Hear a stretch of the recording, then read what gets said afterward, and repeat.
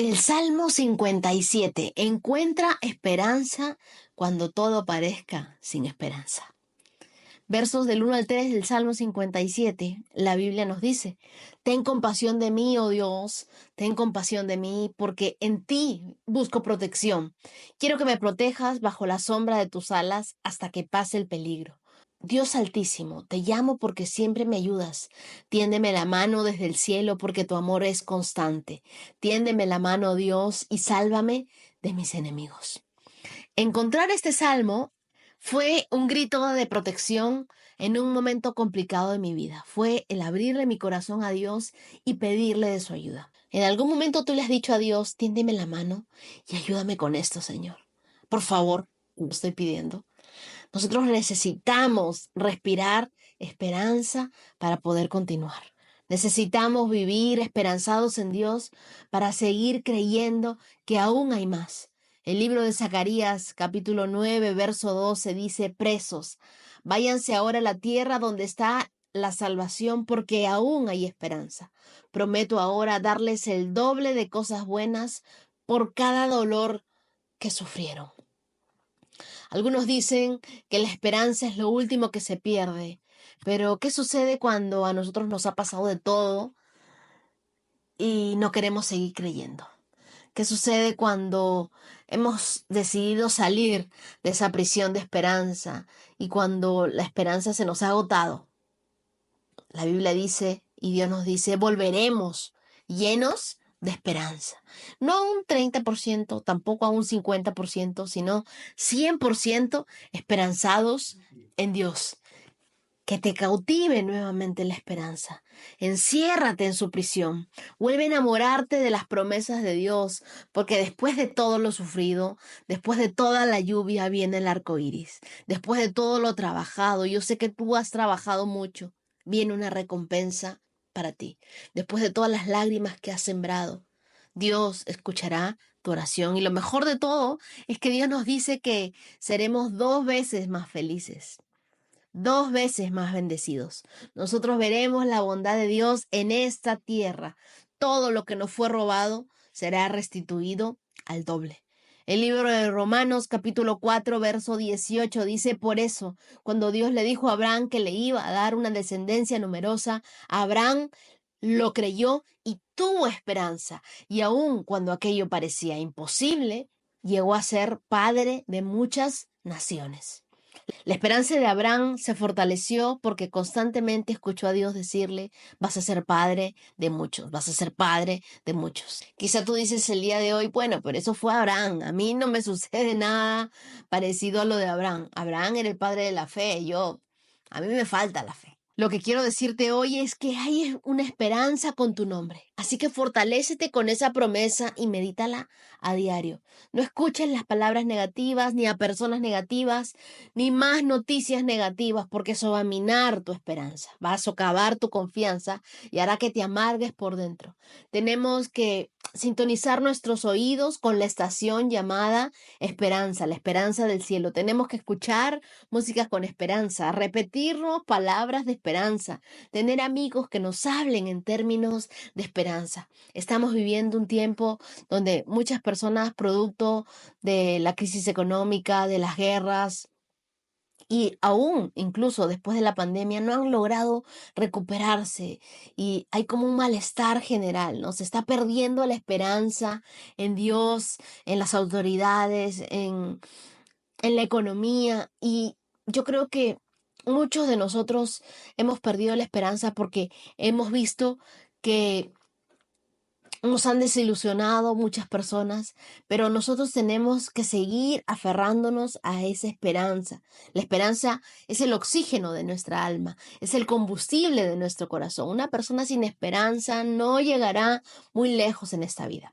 La falta de esperanza afecta toda nuestra vida. Afecta cómo vemos el pasado, afecta cómo nos enfrentamos al presente el día de hoy y cómo nos proyectamos hacia el futuro. Entonces, la falta de esperanza produce desánimo, produce frustración, produce desesperación y por último, produce depresión. El libro de Oseas, capítulo 2, verso 1, dice, allí le devolveré sus viñas y le transformaré su valle de penas en una entrada hacia la esperanza. Transformaré su valle de penas hacia una entrada hacia la esperanza. Dios le abre a Israel en un momento muy difícil y le dice, voy a convertir tu desgracia en bendición. Dios puede abrir una puerta de esperanza aún en medio de un momento de desgracia. Entonces no importa cuán difícil sea la situación que estás viviendo o cuán grave sea el problema que tú estás viviendo el día de hoy, Dios puede abrir en medio de esa circunstancia, en medio de esa adversidad, una puerta llamada esperanza. Respira esperanza. Él puede convertir el lugar de tu problema en un lugar de bendición. Él puede convertir el lugar de tu prueba en el lugar de tu promoción. Porque para Dios no hay nada imposible. Entonces, ¿cómo nos llenamos de esperanza? Lo primero, reenfoquémonos en Dios. Las personas pierden la esperanza porque ponen su mirada en las circunstancias, en los problemas y en las adversidades que están viviendo. Debemos cambiar nuestro enfoque y dejar de mirar a las circunstancias y volver a centrar nuestra mirada en Dios, enfocarnos en Dios. Si tú quieres vivir con esperanza, la fuente de la esperanza tiene que ser Dios para tu vida. Lo segundo, rodéate de gente de esperanza, de gente que también tenga esa misma fe que tú. Muchas personas cuando pasan por momentos difíciles se aíslan, piensan que la soledad los va a ayudar y la verdad es que en los momentos de desánimo, en los momentos de depresión, la soledad es lo único que te va a terminar por arruinar. Por ello, lo que debemos hacer es rodearnos de personas que hablen en los mismos términos de fe que nosotros.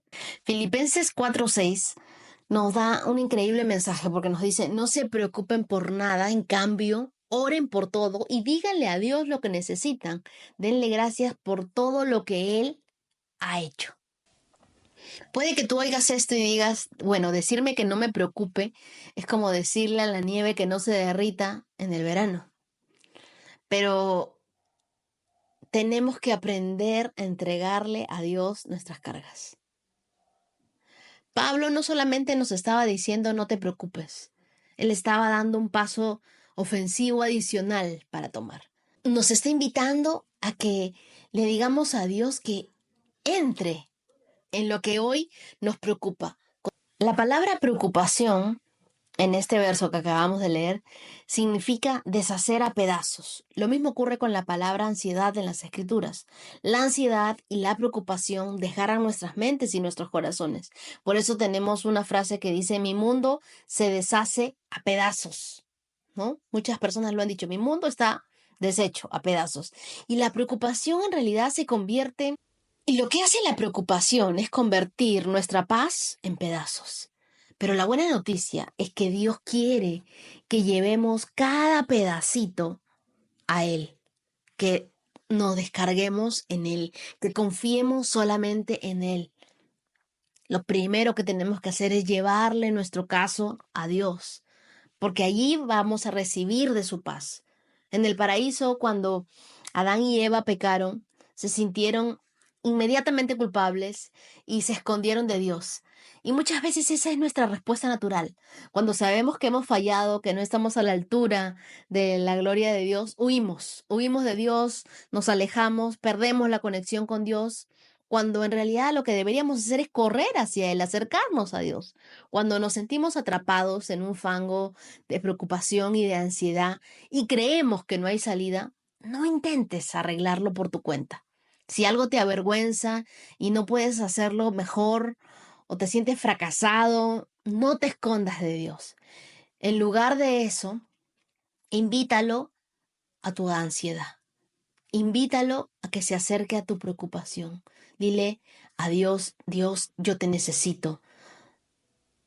Te doy gracias por todo lo que has hecho por mí, pero te necesito hoy para que entres en esta preocupación. Dios está contigo en medio de la preocupación. Dios está contigo en medio del temor, de la ansiedad. Tenemos que volver a ser personas de esperanza. Lo bueno es que Dios nunca está preocupado, nunca está ansioso, nunca está temeroso. Entonces, ¿cómo es que nosotros podemos tener un tipo de confianza en Dios? Debemos permanecer en la vid, permanecer en Él. Contrarrestamos toda la ansiedad permaneciendo en Dios. ¿Qué significa permanecer? Significa perdurar, significa persistir, significa perseverar en una postura constante de entrega y de dependencia, no en tus propias fuerzas y tu poder, sino en el carácter y en la naturaleza de Dios. Veamos lo que dice Juan 15:5. En este verso Jesús le dijo: yo soy la vid y ustedes son las ramas. Los que permanecen en mí y yo en ellos producirán mucho fruto, porque separados de mí nada pueden hacer. Me encanta este verso porque creo que está lleno de buenas noticias. En primer lugar, vemos de inmediato cuál es nuestro papel en esta historia. Nosotros somos las ramas. Jesús es la vid.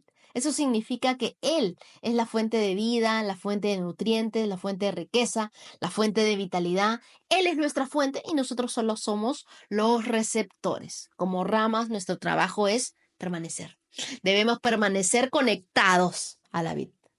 Es importante nuestra conexión con Dios cuando hacemos un devocional, cuando vivimos esperanzados, cuando nos conectamos con Dios, podremos dar mucho fruto. ¿De qué tipo de fruto estoy hablando? Pablo habló de ello en Gálatas 5, versos del 22 al 23. Dice: pero el fruto del Espíritu es amor, gozo, paz, paciencia, benignidad, bondad, fidelidad, mansedumbre y dominio propio. ¿Tú ves preocupación en esta lista? ¿Verdad que no?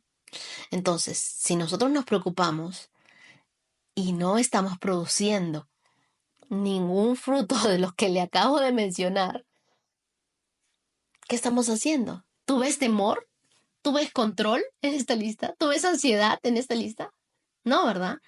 Cuando invitamos a Dios a nuestra preocupación, nos rendimos y abandonamos nuestra necesidad de control y abordamos su llamado a perseverar y a permanecer en Él. ¿Qué te parece si comenzamos a exhalar las mentiras que el enemigo nos ha dicho, que estamos ansiosos, que estamos estresados, que estamos solos, y comenzamos a inhalar las verdades de las promesas de Dios, que Él nos dice: yo siempre estoy contigo, yo nunca te he dejado, yo nunca te he abandonado? Exhalamos: estoy abandonado. Inhalamos: Dios está conmigo. Exhalamos: mis enemigos están en mi contra. E inhalamos: Dios está por mí. Exhalamos: yo soy débil, nunca lo voy a poder lograr. Inhalamos: Dios es más grande que yo y Él está por mí. Exhalamos: tengo escasez, tengo necesidades. Inhalamos: con Dios me basta para suplir todas mis necesidades en Cristo Jesús. Exhalamos: estoy olvidado, estoy solo. Inhalamos: Dios es fiel. ¿Qué pasaría si tú te tomaras unos minutos, pusieras el teléfono en otro cuarto, en otra habitación, te tranquilizaras para concentrarte en tu respiración? ¿Qué cambiarías en tu vida? ¿Qué tipo de fruto crees que empezarías a notar cuando te conectas con la vid, cuando estás conectado a Dios, cuando dejas de preocuparte y te centras en conocer más a Dios? Cuando nos centramos, como les dije, en este Salmo 57, sabemos que Dios tiene compasión de nosotros, que Dios nos tiende la mano y que Dios nos salva de nuestros enemigos. Cuando encontramos esperanza, cuando todo parece estar sin esperanza. Acerquémonos a Dios, exhalemos todo lo malo, inhalemos las promesas de Dios y confiemos que Él tiene compasión de nosotros y que Él está por nosotros. Él nos está cuidando.